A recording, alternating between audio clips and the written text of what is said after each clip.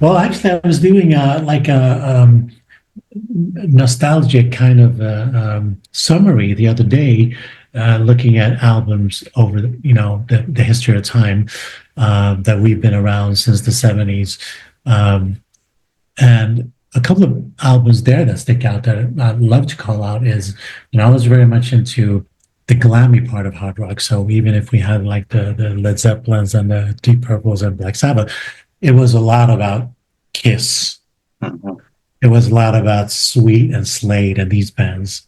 Uh, With like an interesting, flavor and overlay on the rock scene. So I would go with a couple of those albums from cool. late 70s, early 80s there. Well, being a guitarist, there's been a long history of listening to virtuose guitarists over the years. And of course, me and many others had like our Yngwie Malmsteen period. Hmm. He was definitely breaking new boundaries when he came. So that whole scene was really interesting. And listening to, other guitarists as, yeah, I mean, everything from Zach Wilde to Red Beach to Doug Aldrich. I mean, I personally, I like the guitarists that have a bit of edge and attitude and that can really, hit hard on the strings, Yeah. hammer home, so to say. Okay. Oh, that's an interesting one. Um, I think that we're kind of people that adapt quite easily to new surroundings. So obviously, some of the more convenient stuff like your online accounts, so you can log into your Netflix at the hotel, Yeah.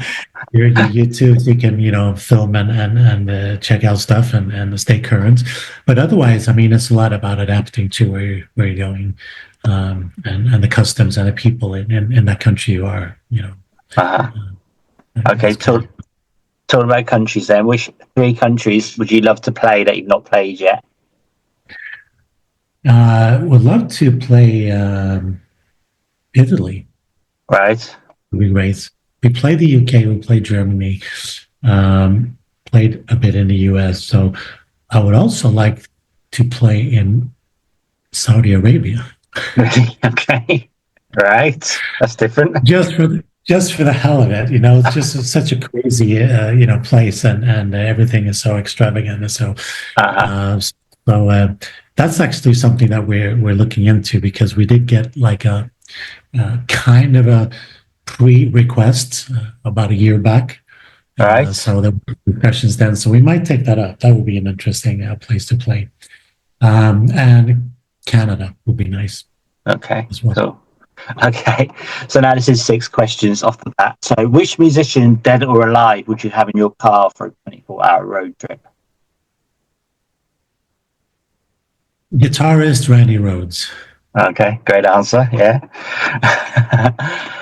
If there was a song, like a made-up song about your personality, what would it be called? Oh wow. Um,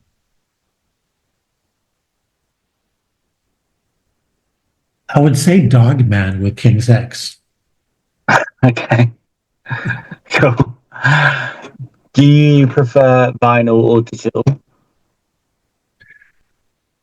I've actually gone back to appreciating vinyl in a Mm-hmm. whole new the warmth of the sound and remembering the feeling, back in the 70s and 80s of saving your money, buying the album, listening to it, looking through the cover art and Yeah. the lyrics and everything. So I'd say I'm really taking a step back to the vinyl. Brilliant. You need a mortgage to buy vinyl these days, like it's so expensive. Yeah, yeah, I love the second-hand shops, man. Second-hand record shop. yeah. All right, they're the best. Performing live, do you prefer a festival or a small intimate gig? Advantages with both, I would say. I mean, playing your own gig, you have all the time you need just to focus on yourself and getting things right and so. But the festival is kind of like more edgy Mm-hmm. because everything is a lot more constrained, and the time is very limited, and you have to be super sharp. So, really appreciate that as well.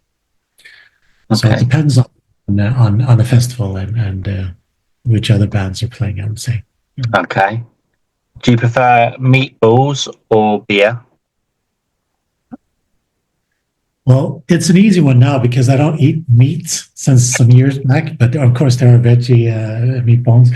But I do love a good beer. I like the Indian Pale Ale, American Pale Ale is like the favorite. Okay. And the final one, ABBA or the Hellacopters? ABBA all day. Station